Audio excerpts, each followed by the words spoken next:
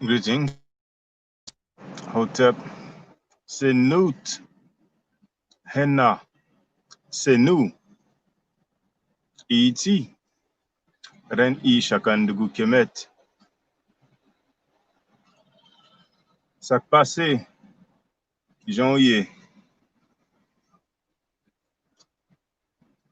Hujambo, Karibu, Memwache, Akwaba. I hope you're all doing well. Earlier, I did start the live stream and I had to end it, but it's all good. It was only a few minutes after the starting time. Right now, many of you are still doing your 9 to 5, particularly those who are in the Eastern Standard Time region. But I wanted to talk about the ecosystem of stagnation. And that is, of course, in regards to Black/African people. There are so many organizations or movements, and a fair bit of them have been there for a hot minute. A fair bit of them have been there for a while or a long time. So, are those organizations still effective? Are those organizations still accurate? Are those organizations still part of the solution? Because most likely, if you're not part of the solution,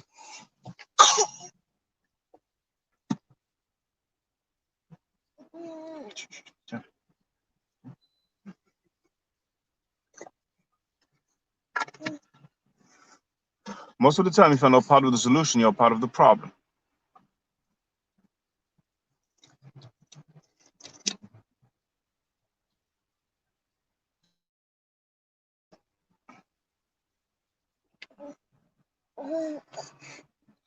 Let me just check that the sound is proper. One moment. Let me just check that the sound is proper.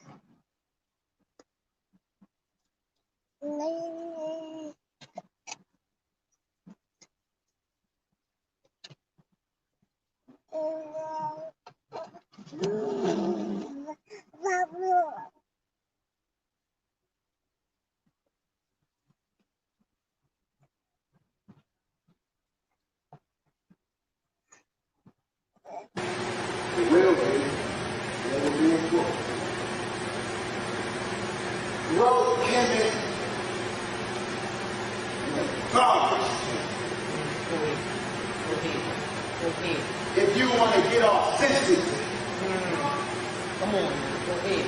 About blacks conquering blacks. Throw Maya in the trash can. Throw Amin Ra, the slave making God away.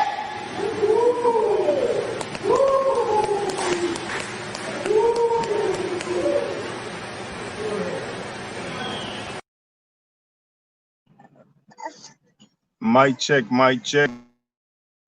Mutz was just joined us. All right.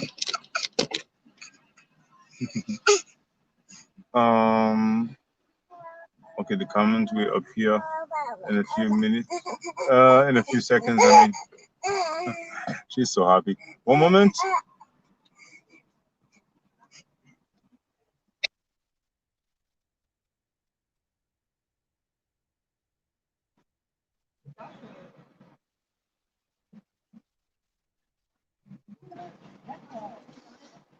Yes, the sound beautiful. So at some point, where there are results that are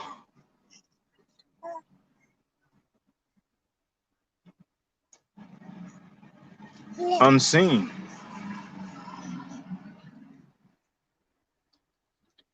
or almost meaningless, there comes a time for decision.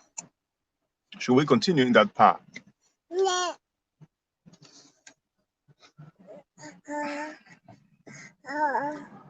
Money helps a movement, but that's not all. Time and energy has a great value for a movement, and a movement exists only because of its members or its adepts or followers.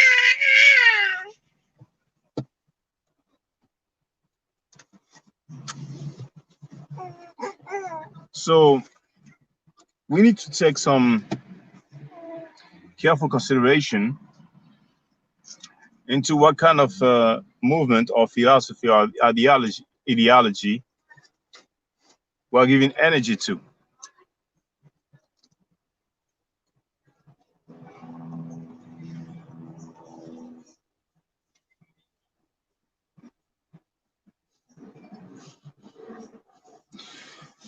Besides the issue of results, some things take time. We have the issue of identity or culture.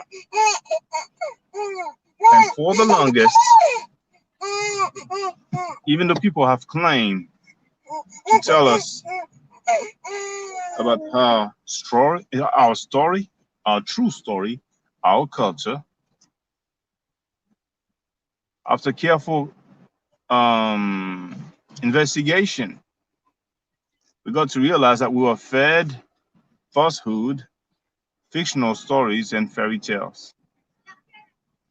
However, that has been there for so long, those movements have been there for so long that they have created an ecosystem.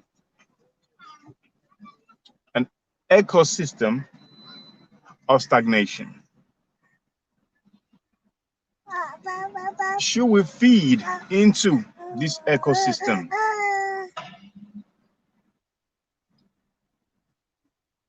The answer should be obvious. And my issue is not to receive an answer to that question.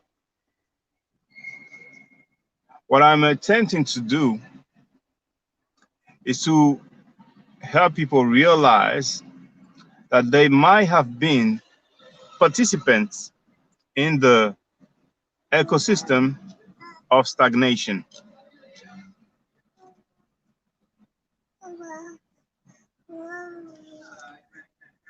It's important to stress that things such as the friendship scholarship will never help.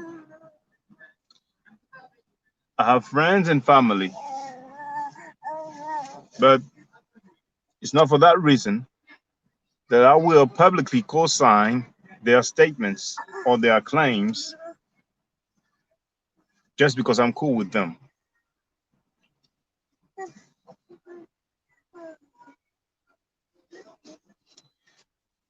Among that ecosystem of stagnation, some people have become masters at making stuff up, because I guess sometimes making stuff up is easier than learning.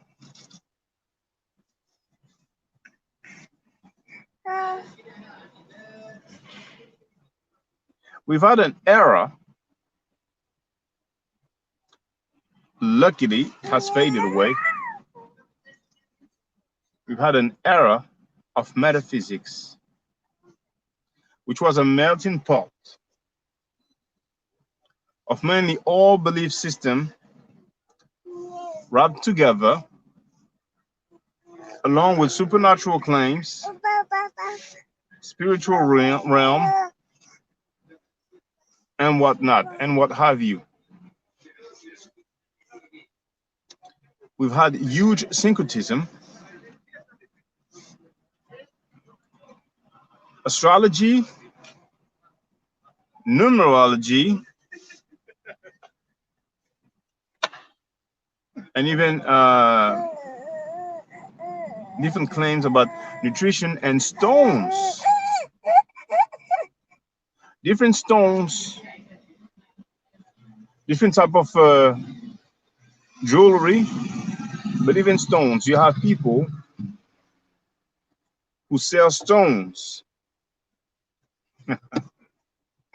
I was thinking about something new that is for sale now. The same guy who's been disrespected Kemet in my art for the longest, talking about Hotep N-word. Recently, it has come to my attention that he's selling Hotep t-shirts after having disrespected Kemetic people for quite a good while, and now he's selling pro-black paper spray. And he even said that if the brother who was killed while he was jogging had that pepper spray, then he might not have been killed. I was unaware that a pepper spray could help you prevail in an altercation against people carrying firearms. But I guess you learn every day. But you have people indeed selling stones, and they claim that those stones have some special properties and that they will help you either to remain healthy or to enhance your health or some abilities or some skills and even some mental attributes or characteristics. You have, of course, the people who do readings. They claim to be able to tell you what's wrong in your life, what you need to do. They have allegedly supernatural powers.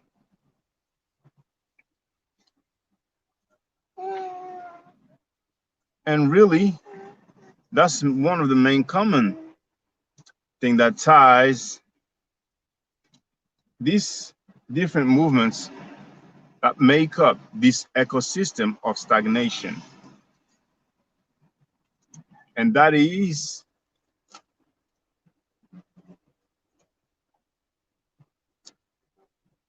the undocumented claims, the unattested facts.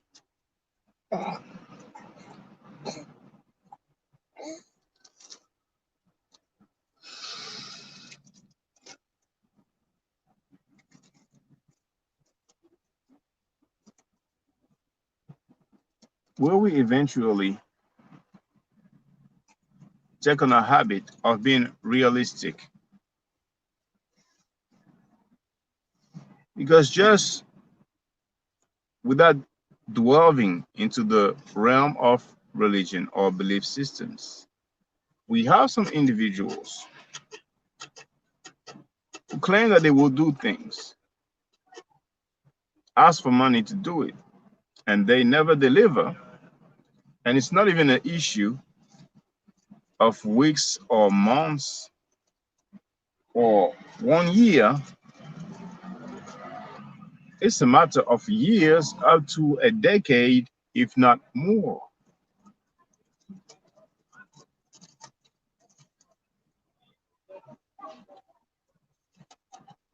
Amongst the Pan-Africans, there's that saying that is usually mentioned, and it is the brotherhood. That's a brother, that's a sister. Everybody's a brother, everybody's a sister. And the sad thing, I can never ignore that. The sad thing is that even rapists, pedophiles, known thieves, known scammers are being defended and celebrated just because they are quote unquote brothers. We have people who've been teaching so much falsehood for the longest, and they are acclaimed. One thing that is extremely sad is that you have some bunch of people who have been following a teacher or a leader for quite some time. For quite some times. And at some point, they come to the realization that the teaching of that individual or those individuals are inaccurate, incorrect. But yet they still defend the falsehood willingly. They still defend the falsehood, and it's a matter of ego and or interest, because it's an ecosystem. There is the financial factor. Sadly, the financial factor,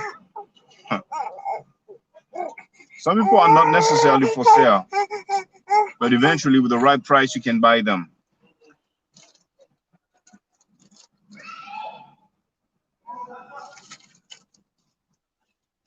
I've had people who told me privately about known Pan-Africans who stole money, who scammed people. But publicly, the same people who told me about those wrongdoings are defending those people. And that happens too often. There are many different organizations where that happens. We should not become what we don't like. What's the point in criticizing other people's behavior if we defend that same behavior when a quote unquote brother or quote unquote sister does it? It's not about being perfect. It's about doing what's right. So you have many different defense mechanisms. One of the sad ones amongst Pan-Africans is, what do you do? What do you propose? They are trying to shame the neophytes and others by making excuses for the wrongdoing, the stealing, the scamming, the falsehood, on the pretense that those people are actually doing the quote-unquote work. It shouldn't be that easy. Kwanzaa is one of the greatest examples. People who claim to follow the African way, the African culture, the African tradition. That's what they claim. But here we have an Asiatic holiday that doesn't have anything to do with Black people in the first place. Plagiarized from an Abrahamic type of holiday. And as if that wasn't enough, that a non-Black, non-African holiday is presented as something genuinely Black African. We have the deed, the behavior of the person who came up with that falsehood.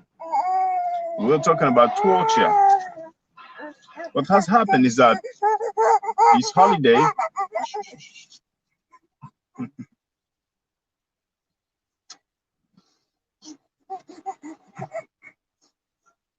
this holiday has been going on for quite some time. So many different organizations have been making plans and organize themselves in order to have that holiday celebrated during the end of the year.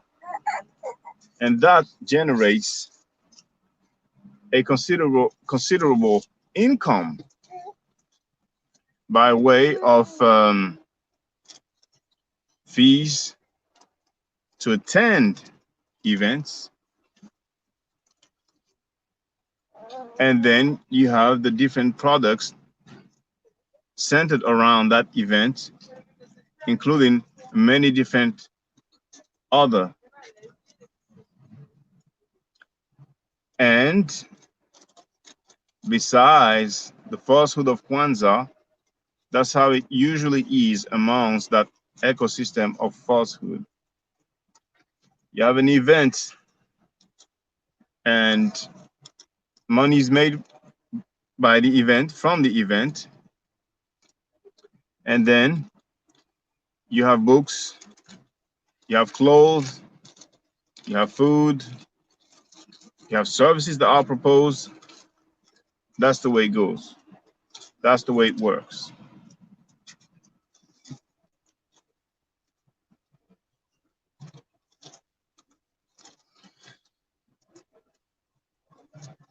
There is ASCAC.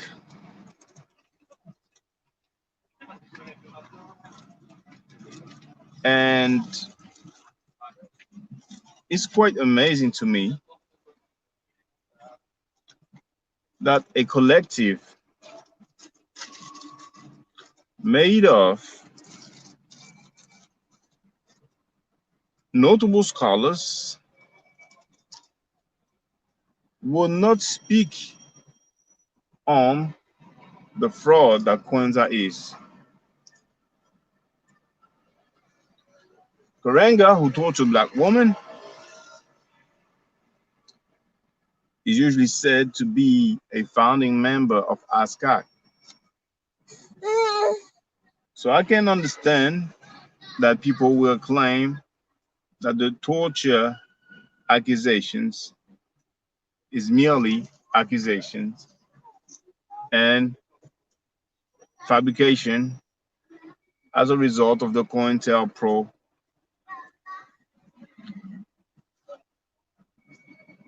But besides this issue of women being tortured,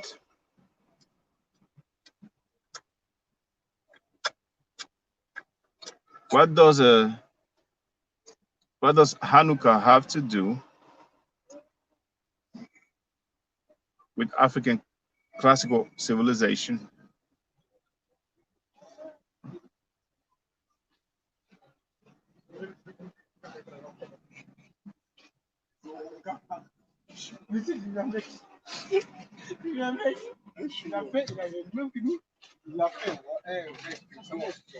So maybe, and that is not the case, maybe some people will argue, well,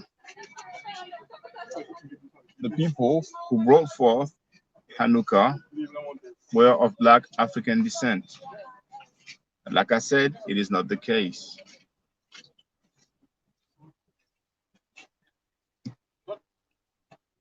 Before Kwanzaa was introduced by Karenga, was it celebrated anywhere in the world?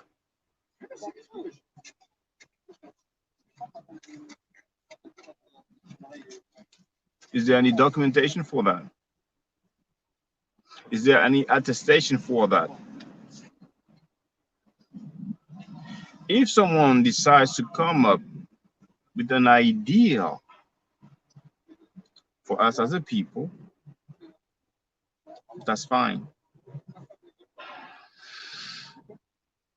But it should be centered around our culture. To plagiarize is merely to copy.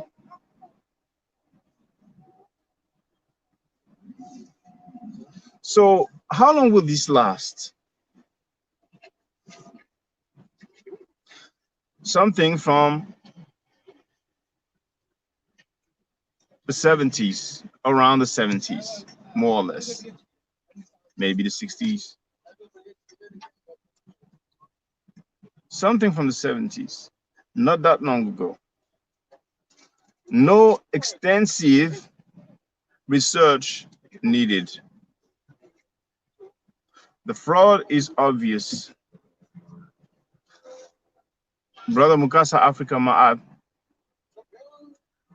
has done quite a good piece of work about the events surrounding Karenga and about the birth or creation of Kwanzaa. What more do people need? How long will this last? How can people from the ecosystem of stagnation keep on saying that Abrahamic black people should come home, go back to their own, go back to their culture or ancient ways of life when they are practicing an Abrahamic ritual?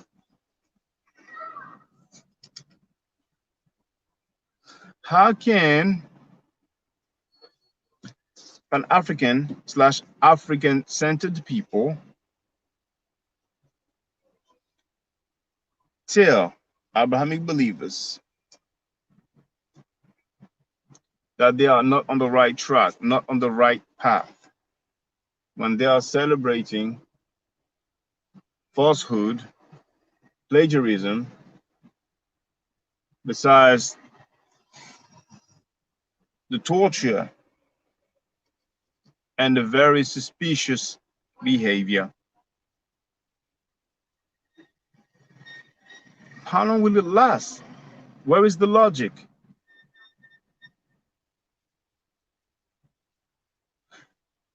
It should not make sense, but it's been going on for quite a while. I, just like many others, have been attacked for highlighting that we have been lied to. We have been misled. We have wasted time, money, and energy on something that is not of our essence.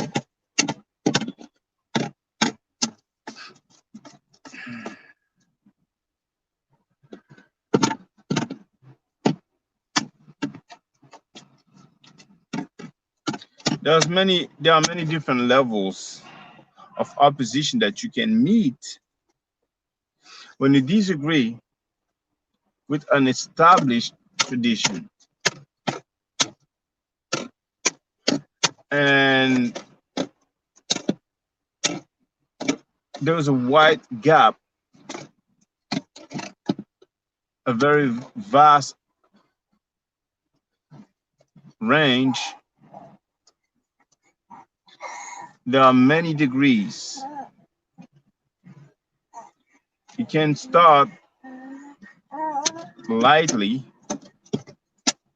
with people trying to ridicule you, people trying to discredit you, people making up rumors, or people trying to give you labels.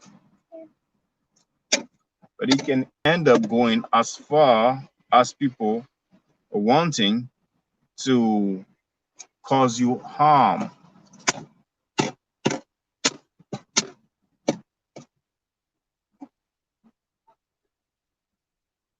Many will not admit it, but the amount of money that is generated within the ecosystem of stagnation that allows for people to make a living exclusively out of that ecosystem. And in this day and age, for someone to have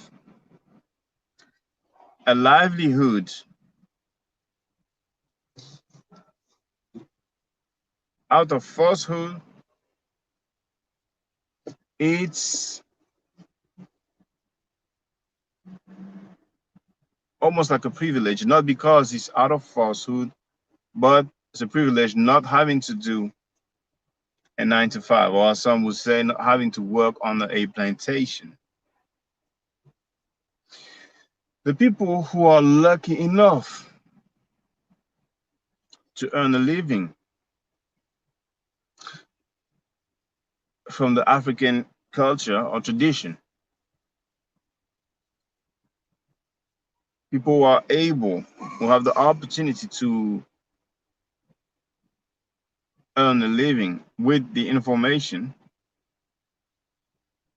they should simply, because they have the time and they have the help and they have the resources, they should really try to be as accurate as possible. There's no need to repeat the same things that we've heard over those years, particularly since many of those things are not substantiated.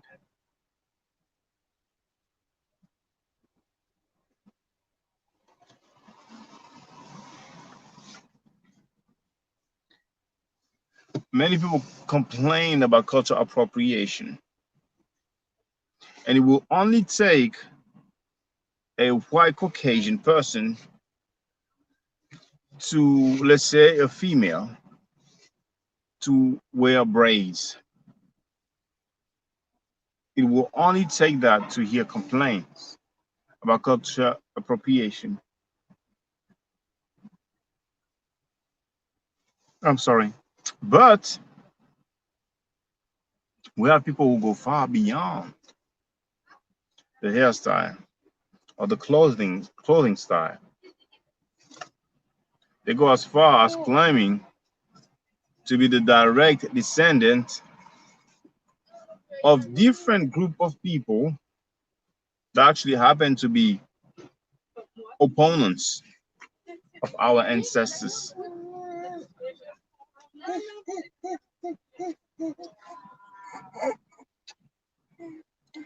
When it comes to ancient times, you do have different philosophies or theologies, but by studying history and sticking to the facts, the records, the data, the picture will be just more clearer. But you have some fields that were created.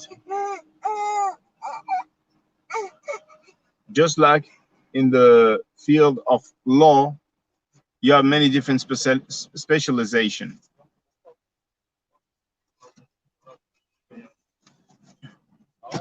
So we went from some fictional stories and fairy tales to having different branches of that.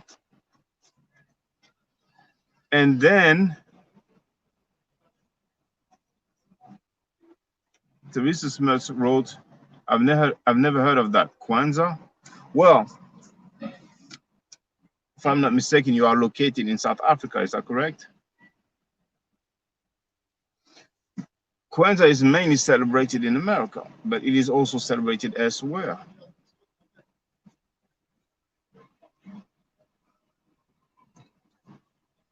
And there is the article from Mukasa Africa Mag called Karenga's Hunting Ghost. Molana Karenga's Hunting Ghost. Oh, boy. No.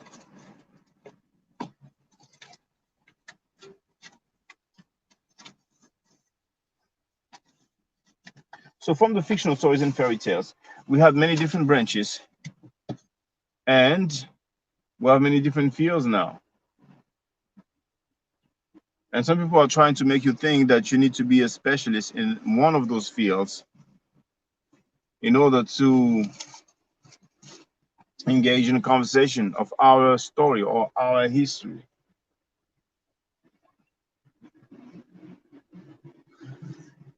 I think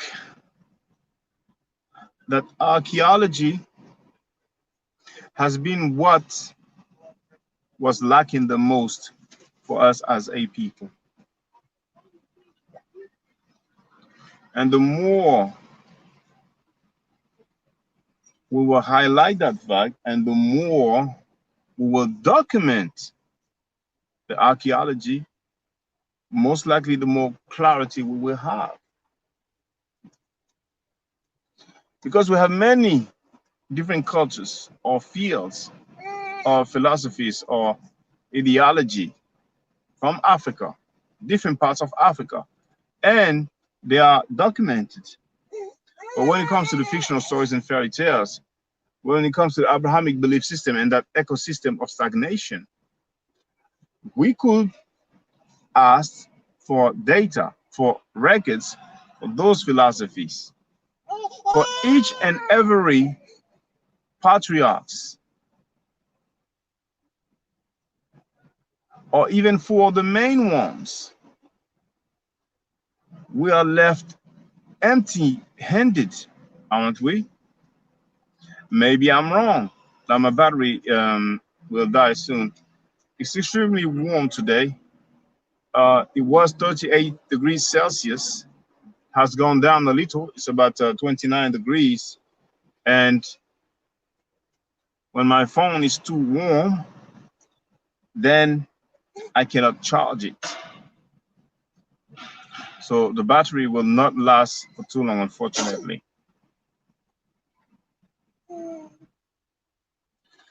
But if there's one thing that you should remember out of my discourse, whatever someone tell you about the past, about ancient history, ask for data, ask for records. You will soon realize how weak their foundation is in terms of history. Now, they might tell you about oral tradition. They might tell you about that.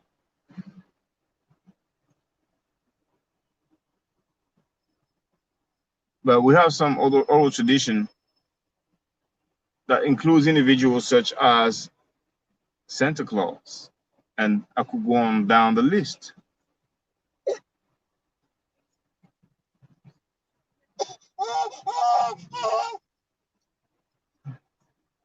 Now, Teresa Smith wrote, and she's talking about Kwanzaa, of course, is not celebrated by North Africans, Arabs, the animal race, or male white. You talking about Kwanzaa? Okay, I don't get that message.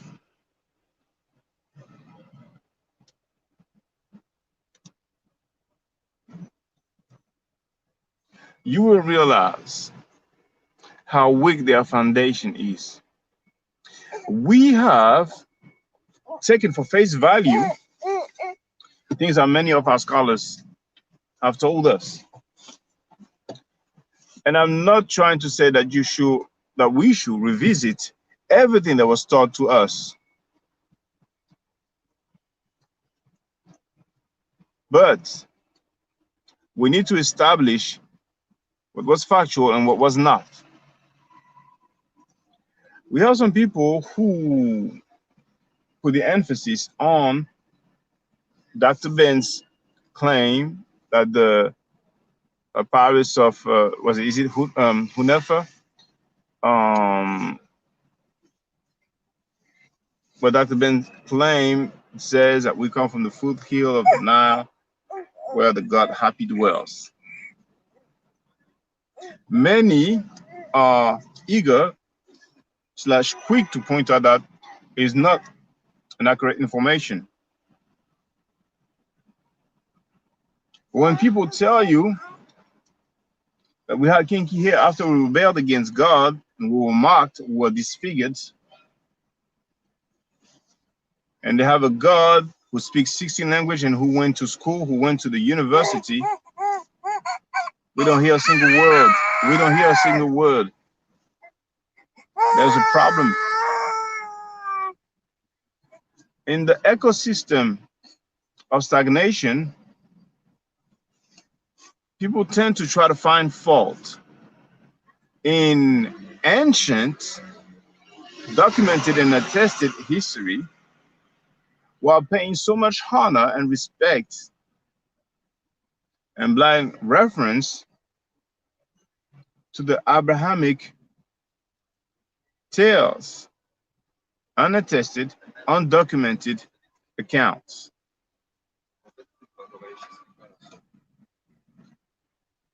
But anyway, like I was saying, the battery is about to die now.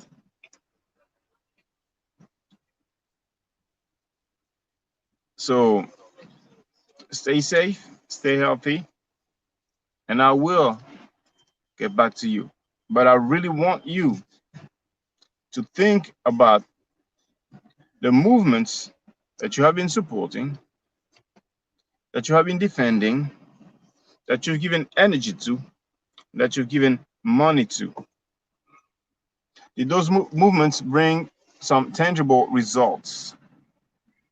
Are those movements teaching some accurate history? Do these movements have the suitable behavior? Do they defend scammers? Do they defend thieves? Do they defend rapists? Do they defend pedophiles?